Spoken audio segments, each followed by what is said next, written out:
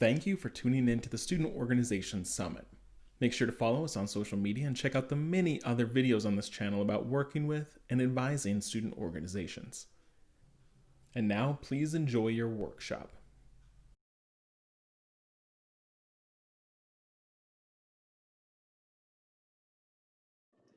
All right, hello and welcome to Building Transparency into Organization Registration. My name is Ben Starr and I am the coordinator for student organizations at the University of Kentucky. In that role, I specifically manage the organization registration process on campus. So I get to help existing organizations and new organizations get through that process. And then once they've been registered, I help connect those organizations with all the different on-campus resources that we have available. I'm really excited to be able to talk with you today about the ways that my campus was able to increase the transparency of our organization registration process, and hopefully ways that you'll be able to take some of that back and maybe implement it back on your campuses. So thanks for jumping in and watching this. Just to provide some framework for our conversation, I want to give a quick overview of the University of Kentucky, or UK. We're located right in the middle of Kentucky in Lexington, a big college city. We have over 30,000 students enrolled here at the university. Of those students, over 6,000 of them live on campus, mostly lower classmen, primarily first year, and a little bit of second year students. And then about 2/3 of our students come from in-state, leaving that last third coming from out of state. All of those students are housed in one of 16 academic colleges inside of our contiguous campus. So put all that together and we get 550 plus student organizations. And so within those student organizations, I just want to give a little bit of context and breakdown of the structure of our organizations on campus. So the Office of Fraternity and Sorority Life oversees 51 of those student organizations. Our Campus Recreation and Wellness oversees 49 of the organizations, all of those that consider themselves to be club sports.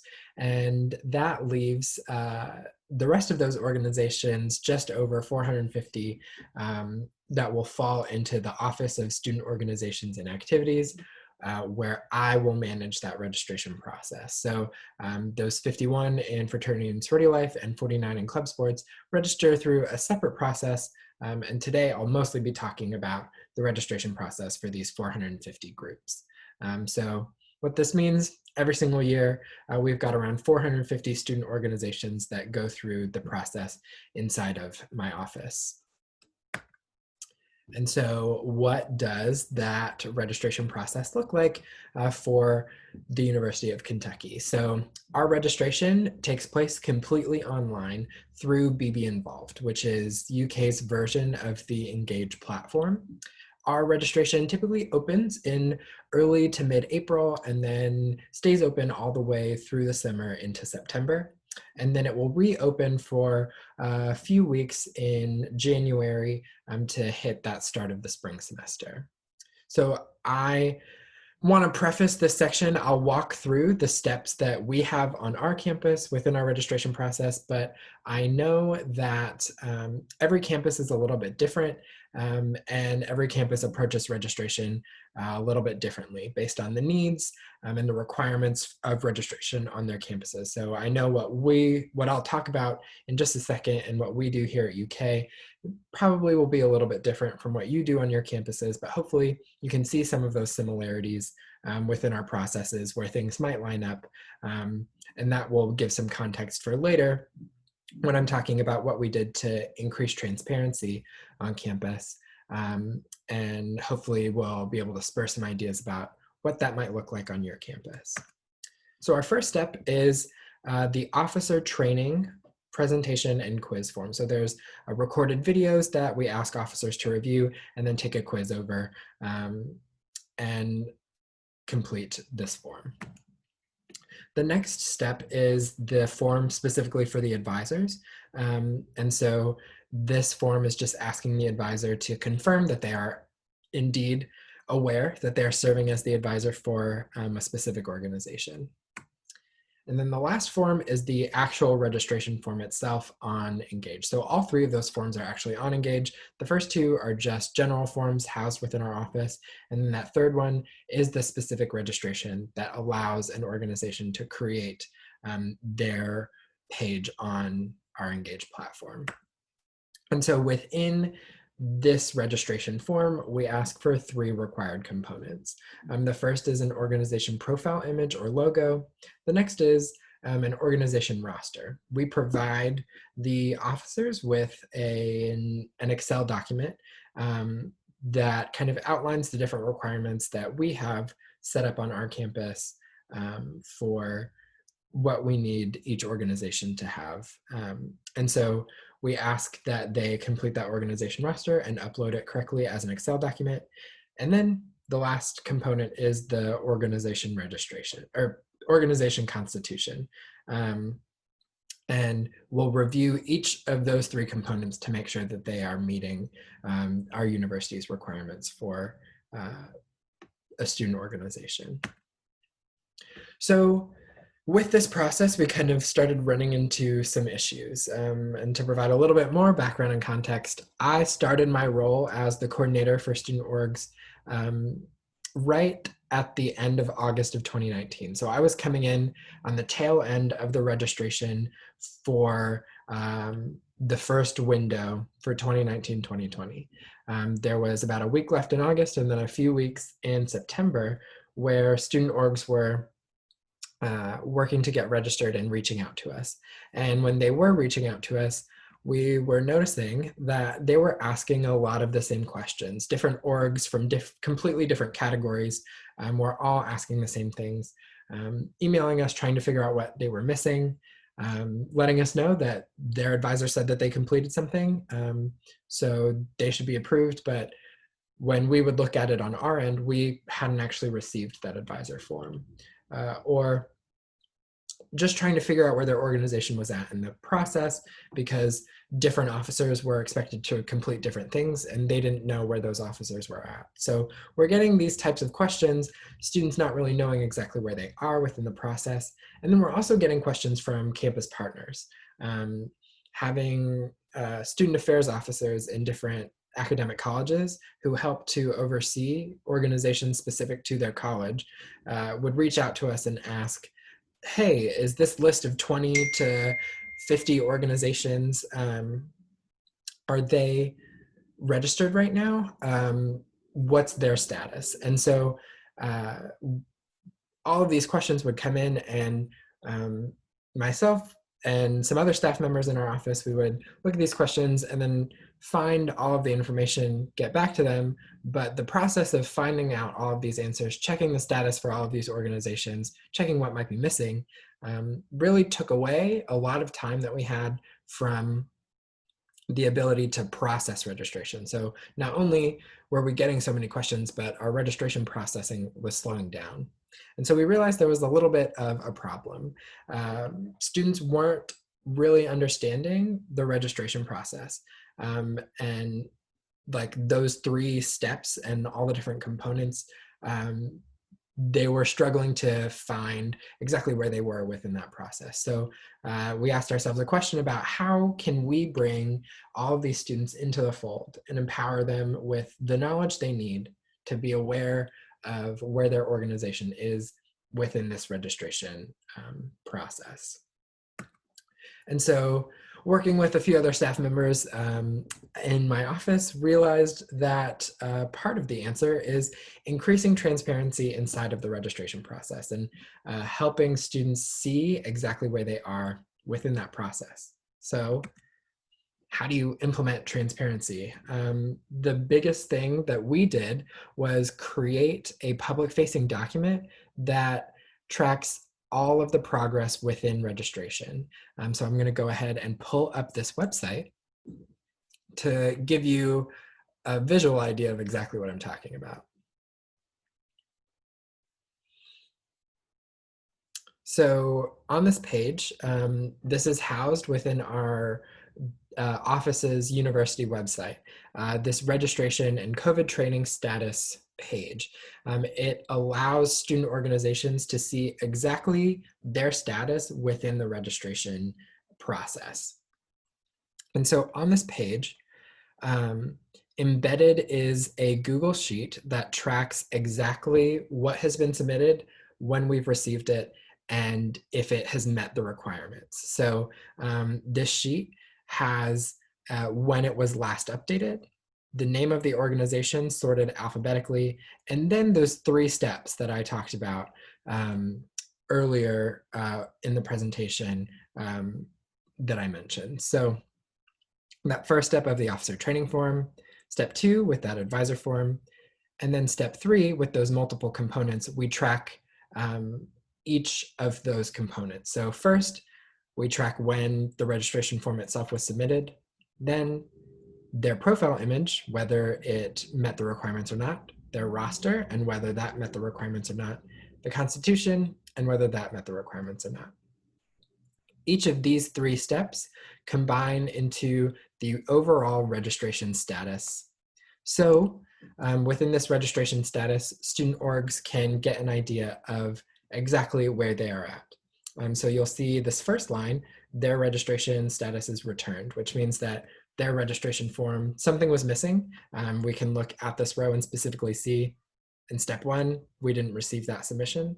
Step 2, we didn't receive that submission.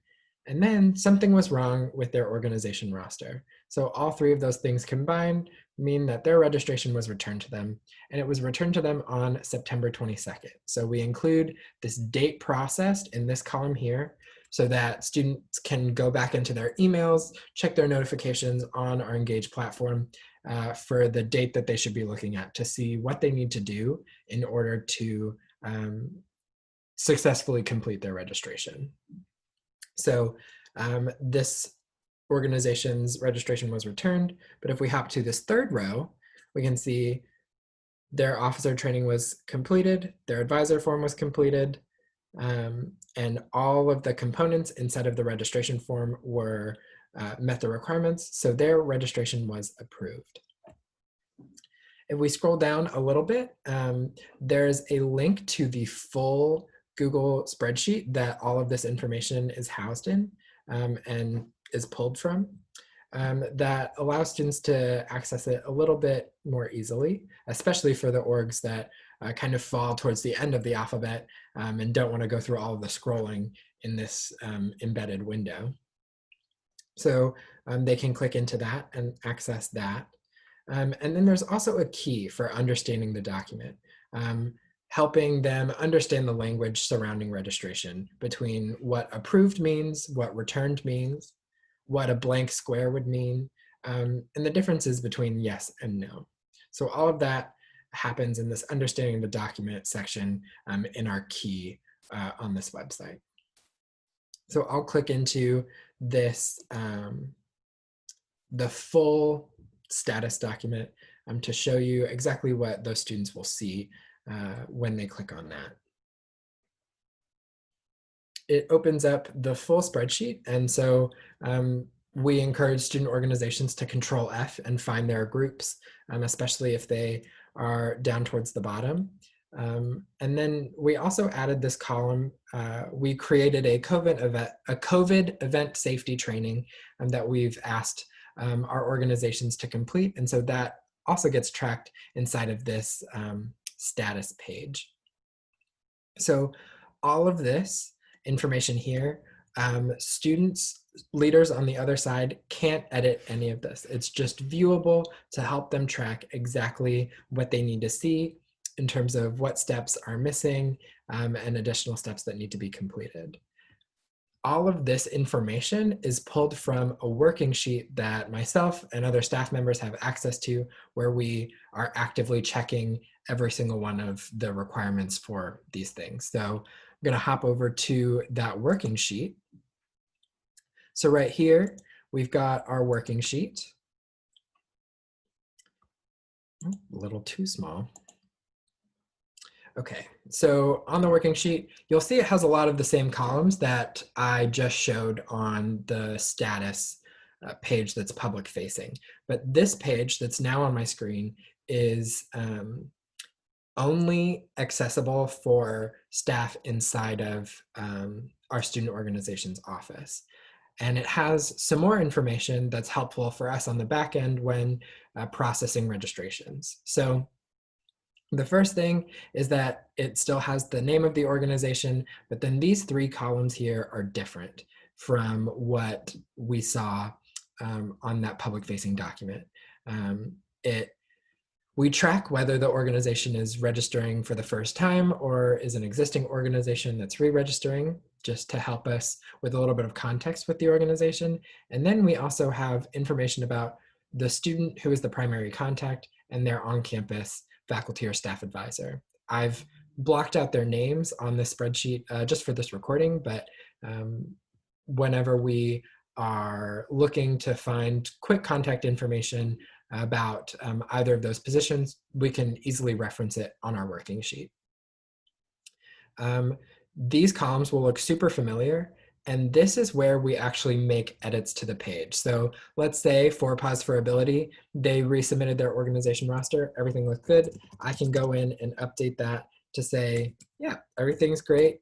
Today is November 20th, and it will update that on our working sheet. And then we can go over to the public facing document, and the public facing document has refreshed, and automatically to reflect that the organization roster is correct and up to date. So we're gonna take that away so I don't forget that they need to fix that roster. But you can see that this working sheet, the information is pulled directly into that public facing document. The last column I'll talk about is this resubmission comments. On this resubmission comments, these are the comments that myself or another staff member reviewing the registration will type into the form when we return it back to the student. So if something's missing, we'll detail that here. If something is wrong with their constitution, we'll let them know exactly what that is. And then these comments are really helpful for us to reference when the registration is submitted again. So we can check back to know exactly what was missing off of the Constitution, check that, and if everything's good, approve the registration.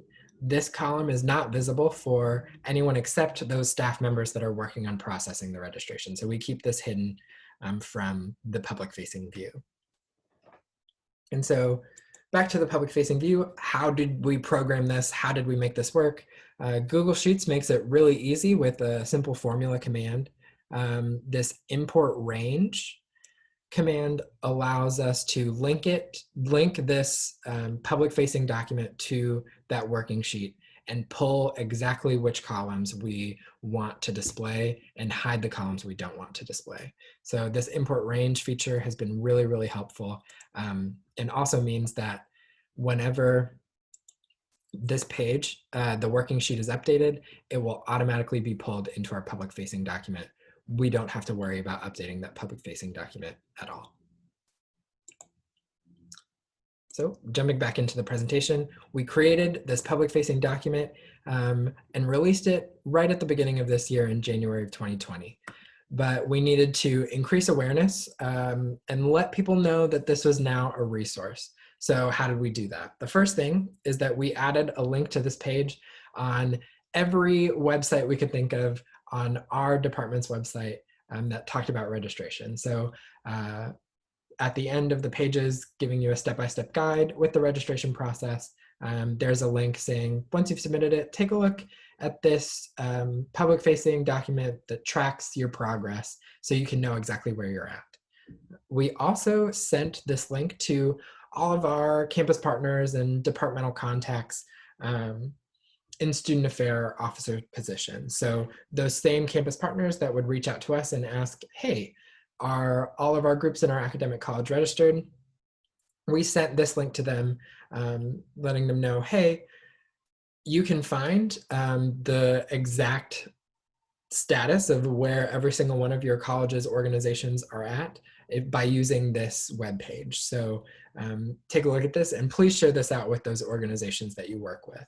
And then the last thing that we did was we continued to get a few of those emails asking, where organizations were at, especially at the beginning of when we released this. And so we would just send those straight back to the student with a link to this page and the information they needed to get their registration completed.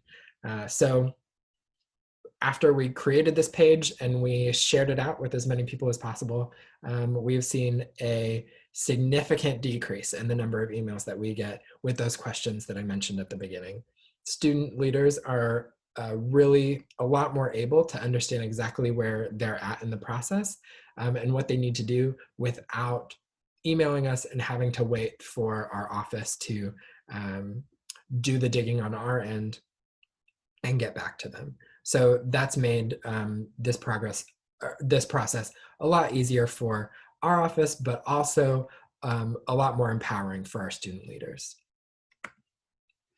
So thinking about your campus, and how you might be able to take some of this away and implement it on your campus, we've just got some questions for you to consider. The first one, what parts of our registration process can we make clearer for our student leaders?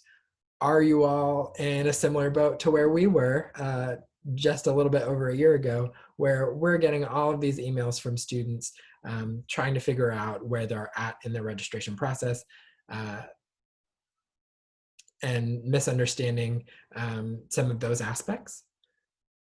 Or is there a different part of your registration process that student leaders aren't completely understanding? The next question that I encourage you to think about is, what might be the best method for sharing out this information to the student leaders? So is your departmental webpage going to be a good spot to house some of this information? Do you have a platform like Engage that makes it really easy to notify students within the different steps along the process of getting registered? So thinking about those two different aspects and how they might interact to allow you to share more information and build out some of that transparency within your own registration process. And then I just have some tips and tricks that helped us out a whole lot when we were looking at what we needed to do to build out the transparency in our process. So first thing, Google Sheets is simply the best. It is really, really collaborative. So although I am primarily the one that reviews everything within the registration, there are some other staff members that help out with that. And so whenever anybody is inside of that document, we can all be working on it at the same time. And that makes it really helpful for us to have that document be as up to date as possible and keep those updates available on that public facing document for our students. The next tip is making sure that you're including a key to understanding the language. So the language around our registrations between approved and returned might be different from your language that you use on your campus, and students may not be fully aware of that language initially. So including that key to help the students understand will help them really be able to get through the registration process and understand it more fully. Another tip is, if you have Engage, the Engage notifications are really, really beneficial, or we found them to be really beneficial. Building that out with a lot of content means that once someone has submitted their registration, they get an email with a bunch of good information that we're providing them to help them understand additional steps they might need to take to ensure that their organization gets registered. And then the final tip is to lean on those campus partners. So we found that leaning on our campus partners has been really nice for us to be able to spread out the information around our registration process and make sure that our students can get a clearer picture of exactly what they need inside of our registration. So that basically concludes the prepared content inside of this presentation.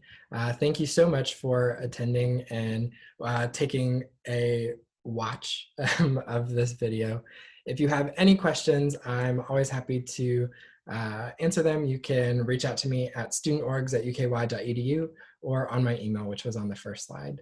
I'm also hosting a Q&A session right after this, so any questions or thoughts about the registration process, please jump in and ask away. We're thinking or brainstorming some ways about adjusting our timeline for registration moving forward, so would happy to brainstorm that with any of you all inside of that Q&A. So thanks again for watching, really appreciate it, and chat more in that Q&A. Thanks for tuning in to the Student Organization Summit. If you're watching this live, feel free to reference the schedule for the day and use the link in the schedule to access a Q&A room where you can ask questions or chat with the presenters from this workshop. If they didn't list a Q&A link, or you're watching this video after the event, thank you for your interest in the Student Organization Summit.